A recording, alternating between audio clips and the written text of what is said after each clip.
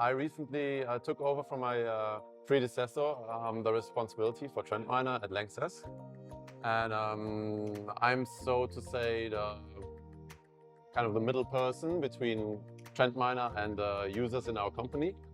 So I'm kind of organizing, I'm in principle together with somebody else organizing trainings for users, but also organizing with the support team from TrendMiner if anything needs to be done, organizing and scheduling updates, monitoring TrendMiner performance, and so on and so on. So everything around the usage of TrendMiner. What are your main challenges, or what does TrendMiner, how does TrendMiner help you? Yeah. In your role? Currently, the main challenge for me is still getting to know TrendMiner, getting to know it better than from just the introduction that I had before. I see that TrendMiner is widely used throughout our company, so we have a lot of tags being available via a data historian, something like 500,000. I just aligned with a colleague because I'm not super familiar with all the numbers yet.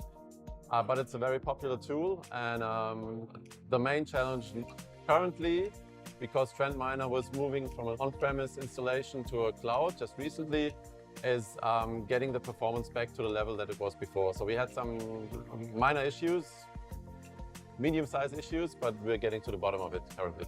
So there's been a couple of power users that I've already been in contact with, and the use cases vary from plan to plan. It's very different from whoever you talk to.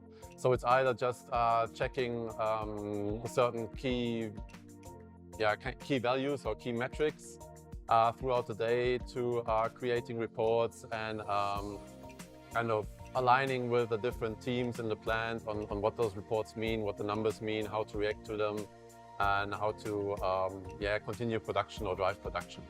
I think there's already plenty of users. We have something like 500 to 600 users per month, but it's still being rolled out to other plants outside of Germany, outside of Europe.